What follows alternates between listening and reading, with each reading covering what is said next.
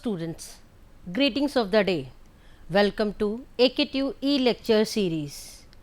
I, Dr. Vibhuti Tyagi, Professor and Head, Department of Management Studies, Rajkumar Goyal Institute of Technology, Ghaziabad, will be delivering the lecture on the subject Employee Relations and Labor Laws. Today, we will be dealing with lecture number 4 of Unit 2, that is Grievance Handling in Industrial Relations. Let us start with finding out what is a grievance and at the same time why it is important in industrial relations. We have a definition of grievances.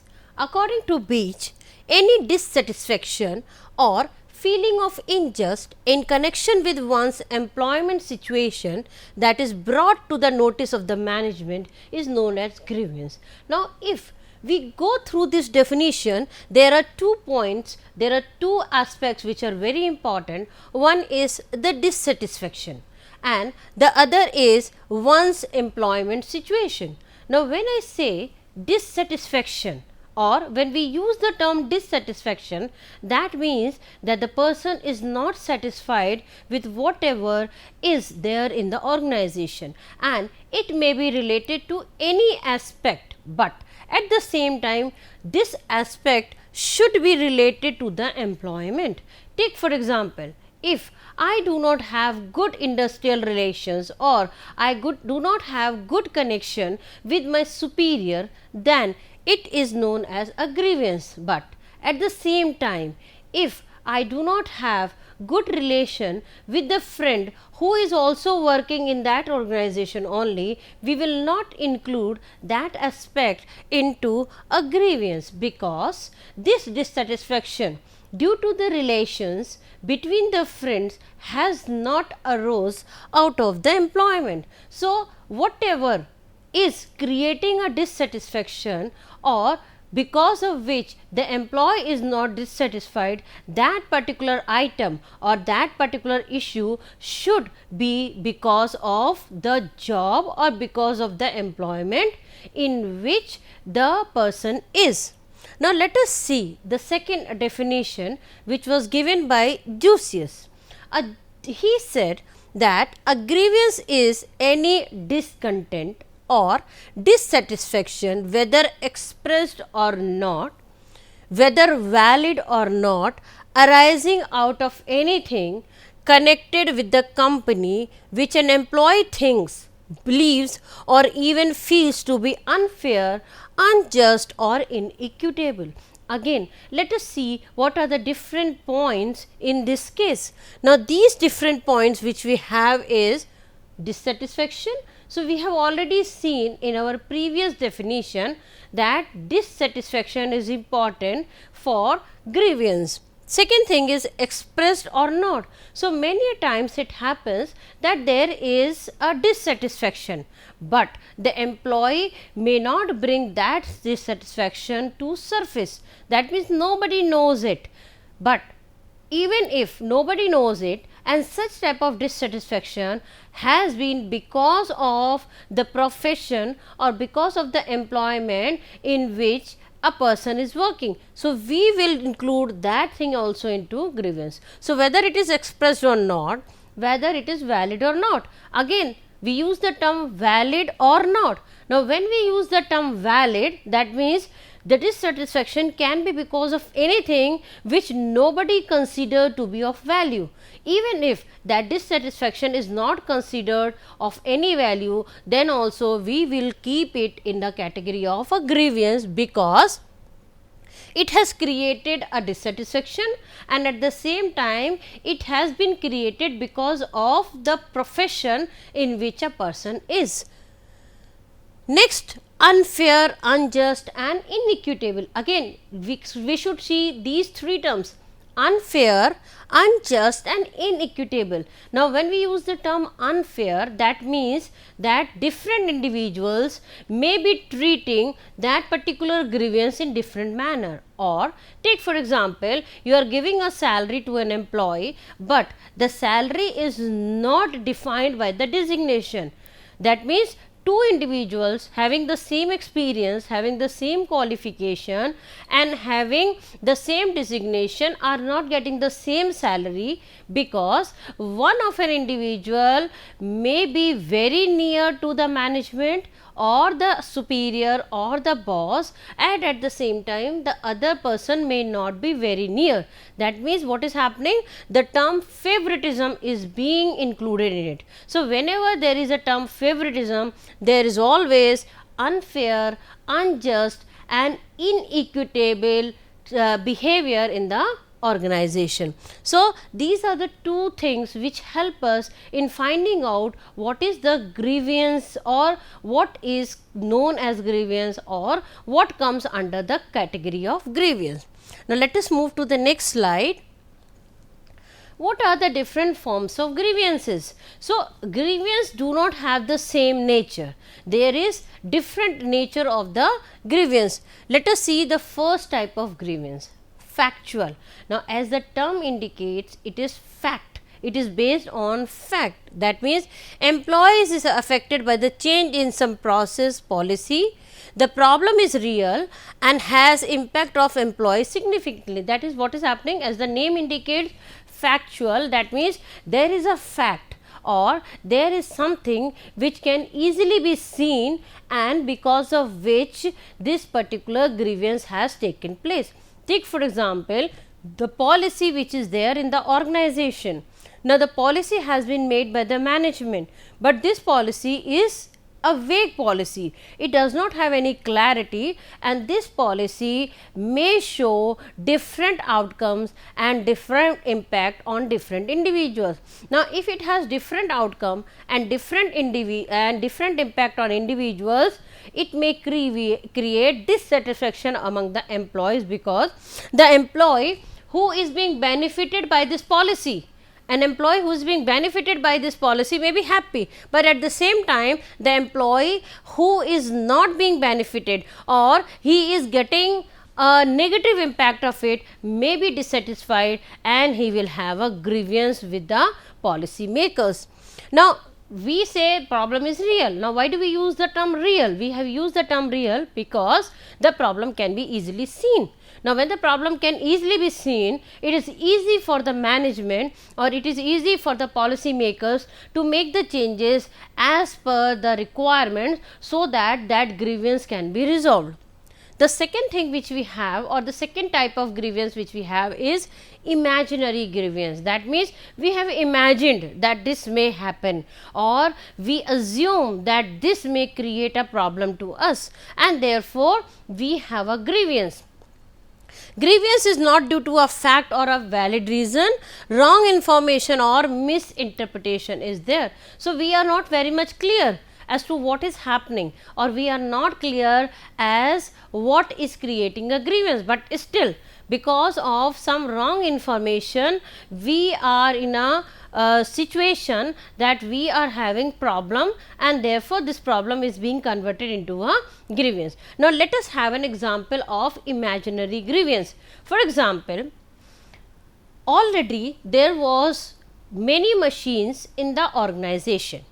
There was no change in the production, but at the same time, without the information of employees, new machinery came inside the organization. So all those employees who were there in the organization at that time when machinery was brought, they had a wrong information, or they misinterpreted this thing, that because a new machine is being installed in the organization, some of the employees may be retrenched because they will be replaced by the machinery. Now this is an information which is not very much clear. Nobody knows whether this is real or not, but when such type of rumors they arose, they created dissatisfaction among the employees, and because of this dissatisfaction finally grievances occurred, and this can get converted into strikes. The employees may go for strike that they do not need any new machinery. So if an organization is having such type of imaginary grievances, it is better that management or the higher authorities, they should make all the things clear before anything occurs in the organization. Now, the third type of disgust grievance is known as disguised grievance. Dissatisfaction for reasons only known to employee. So, sometimes it also happens with us. We do not know why we are dissatisfied, or we do not know what the problem is, but still we are not happy because the things are not clear. Personal problems can cause grievance. Good to have a counseling session for the employees and go to the root of the problem. Now, because the employee only knows why he is having a problem, the employee only knows why this type of dissatisfaction is there, because this type of dissatisfaction most of the time is created by the personal problems, and the personal problems, they do not make a part of grievance, but still these personal problems may create dissatisfaction because the employee may start behaving in a negative manner because of this type of dissatisfaction. Now, in such type of grievances, that means in case of disguised grievance, it is better that there should be counseling sessions. These counseling sessions, they help us, or they help the counselor in finding out what is there inside the employee and how this thing can be taken out of employee, and if possible a solution to this type of problem can be given. Now, all these grievances, if are not properly dealt, or if are not dealt on time, they may lead to dispute, and these disputes may finally create a problem in maintaining the industrial relations inside the organization. Now, why do we go for grievances, or why do we have grievances? These are few causes, because these are not the only causes of grievances. A person may be dissatisfied with one thing, but at the same time the other person may not be dissatisfied with that thing. So, level of dissatisfaction and whether a person is dissatisfied is or not, it totally depends upon the employee only who is working inside the organization. But still, we have given some of the reasons why grievances they occur. The most important area which causes grievances is wages and working conditions. So, see, for the first time when you join any organization, you are happy with whatever salary or wage you are getting, but at the same time once you start working in the organization, the wage or the salary which you are getting may act as a demotivating factor or may not act as a motivating factor. So, in case that does not act as a motivating factor, you have a dissatisfaction, and because of this you may have grievances. At the same time, working conditions. So, whatever working conditions you are getting, take for example, whenever it is winter, there will not be a need of air conditioners or the coolers, but whenever it is a hot season or it is a humid climate, at that time there is a need of all these appliances, but the management they may not take care of all these things, and therefore there can be grievances. Now, the second thing is supervision. Now, in both the cases, if supervision is very strict, there can be a grievance. At the same time, if the supervision is very lenient, then also there can be a grievance. Now, the most important thing in this case is if a supervision is on the basis of favoritism and biasness. That means one person may be supervised more and he is supposed to report again and again to the superior, but at the same time the other person there is no need to report to the supervisor, or there is no need to report to the senior. So, in both the cases, if there is a biasness or there is a favoritism, the grievance may occur, or grievance will definitely occur. So, whenever there is a supervision in the organization or a management is appointing a superior, it should be very much clear as to which level or what is going to be the level of supervision. Now, the third reason which creates grievances in the organization is management policies and practices.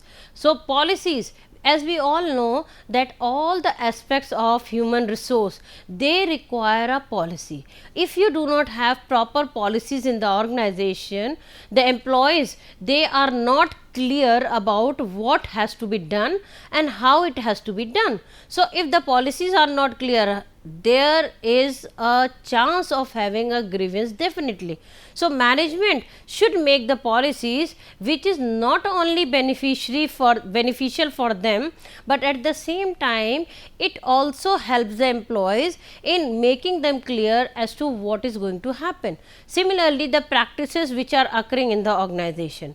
A very good example of this is promotional policy, or a policy related to promotion and the practices which are related to promotion. Now, if you have a proper policy which tells that for getting a promotion, this is the minimum qualification required, and a person will get promoted only after 2 years or 3 years of his continuous service in the organization, the employee who has just joined an organization will be very much clear that he is not going to get the promotion unless and until he has this qualification, and unless and until he has completed 2 or whatever is written in the policy, 2 or 3 years of continuous service in the organization. But if you have made a policy and this policy does not makes all these things clear, you have made a policy or the management is having a policy which says a promotion will be given to the employee on the basis of his performance. Now, this performance word has to be quantified.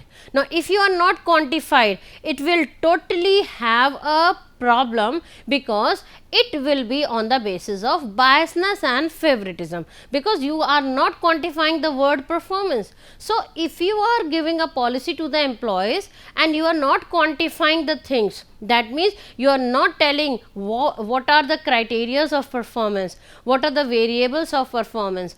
In that case, there will be dissatisfaction of the employees, because an employee who does not deserves it may be getting a promotion, but at the same time employee who deserves it will not be getting a promotion, because he is far away from the superior.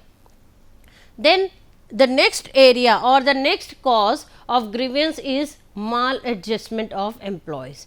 Maladjustment of employees, again there are many things, that is exploitation of employees is there.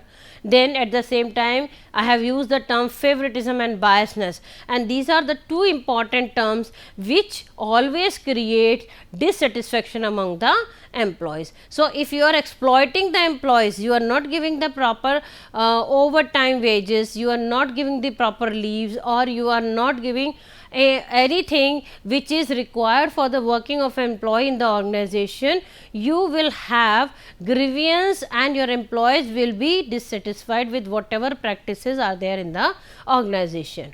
But these are not the only things which causes grievance. There are many more things which are very minute, and sometimes it happens that we are not able to even see them. We don't even find out why this grievance has taken place, although everything is okay in the organization. So, that means we cannot say that specifically these are the only areas which create grievance. That means if we improve these particular areas, grievances will not be there. No, grievance is a type of unavoidable evil. It is an evil because it is creating a negative impact inside the organization, and it is unavoidable. That means you try your level best, but still there will be a grievance, because the way or the reason for which dissatisfaction has taken place in the organization cannot be identified, as it differs from person to person. Let us have the next slide. Right. Now, one thing is, whatever is happening in the organization, let it be like that. This is one way of dealing with an organization. But we cannot do that, because whatever grievances are taking place in the organization, or what are the different dissatisfaction effects in the organization, it has an impact on these things. The first important thing is production, because the grievance is it is a type of dissatisfaction. So, if an employee is dissatisfied in the organization and he is having a grievance in the organization, he may have an effect on production, because he do not like to work, and when he does not like to work, he will not work for a longer time in the organization. The first thing is low quantity of production and productivity. So, low quantity of production means he is not willing to work. So he does not have, because what you have done is you have not attached the production with the money or the incentive. Now when you have not attached the production with the money or the incentive, so in that case whatever production is being done by the employee, nothing happens, because he's not going to get anything out of it. So low quantity of production will be there in the organization, and because of this low productivity, it will directly affect the profit of the organization. Second is low quality of production. Now if you take your example, if you do not wish to work, so what happens? Your handwriting, for example, I have given you an assignment, or your teacher has given you an assignment, and if you are not willing to work on this assignment, your handwriting will not be good. That means the quality of the assignment is not good. Now when the quality of assignment is not good, it will affect directly or indirectly to the organization, that means the institute. Similar is the case in the organization.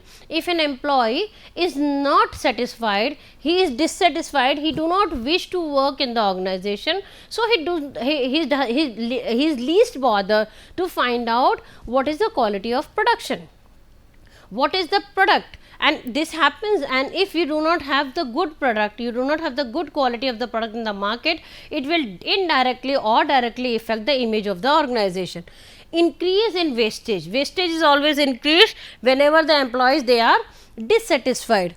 Then increase in production cost, because the wastage is increasing. Now when the wastage is increasing, so at the same time the number of products which are waste, they are increasing. So when the waste products are increasing, they are like that is useless to the organization. Next is on the employees, there is increased absenteeism and turnover, because if you do not like a work, what will happen? You do not want to be present there. So your absentee rate and turnover, that means organization leaving the employees leaving the organization will also increase. Reduced level of commitment, sincerity and punctuality. Now when there is no attachment with the organization, there is no commitment, there is no sincerity, and there is no punctuality. At the same time, there is increased incident of accidents, because you are not taking care of anything. It is just you are spending your time because you have to spend. You are not spending a quality time in the organization. You are not working for the benefit of the organization. You are just working because you are forced to work. So if you have dissatisfaction, this is the effect on the employees. Reduced level of employee morale. Employees, their morale is always down, because they are not satisfied with whatever practices are there in the organization. At the same time, so it has an effect on production, it has an effect on employees. At the same time, it has an impact on the managers.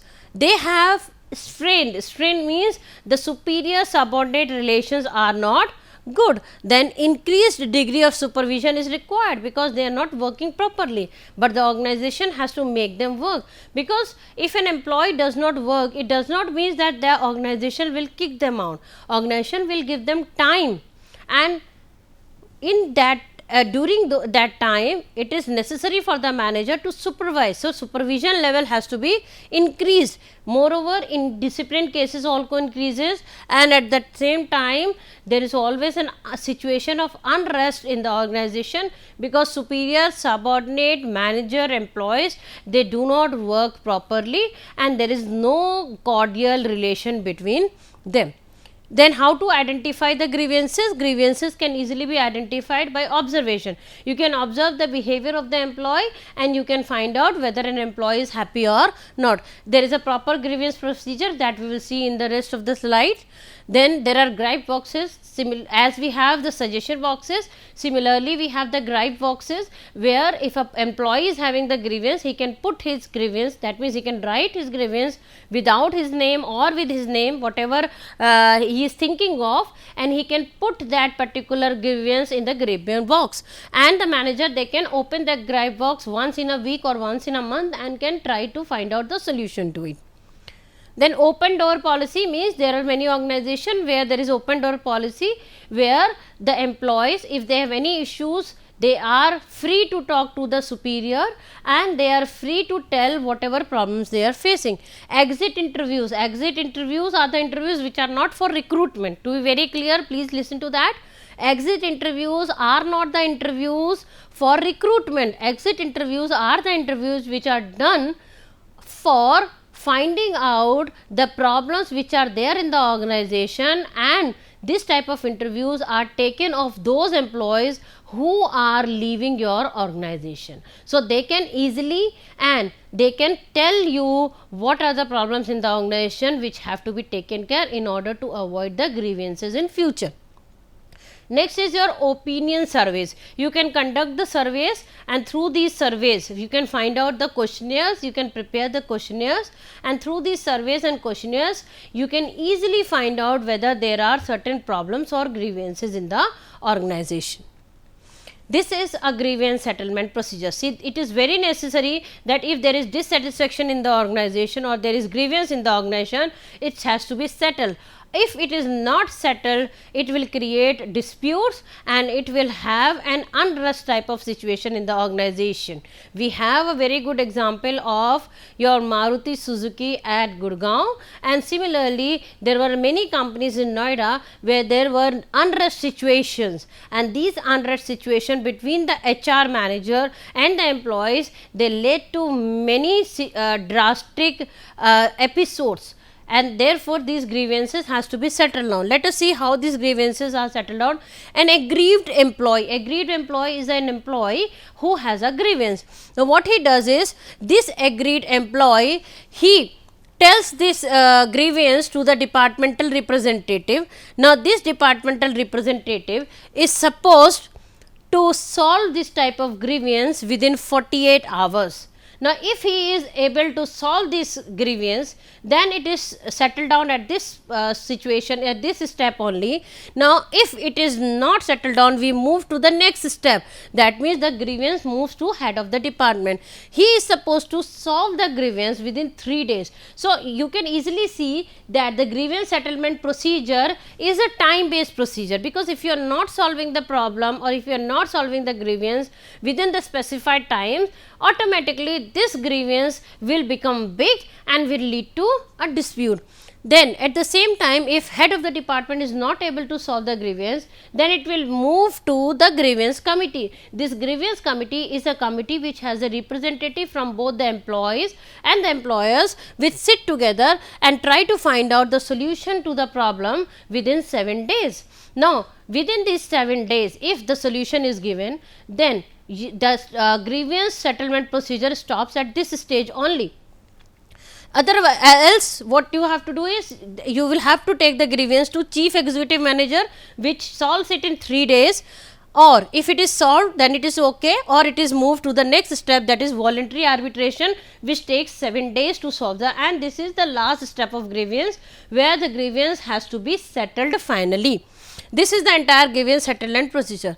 Now, industrial dispute. Now, if the grievances are not solved properly, you will have to move, or it leads to the dispute. It is the dispute is a difference between employees and employers, or between employers and workmen, or between workmen and workmen. So, there are many disputes which are being settled in Industrial Dispute Act 1947 section 2K.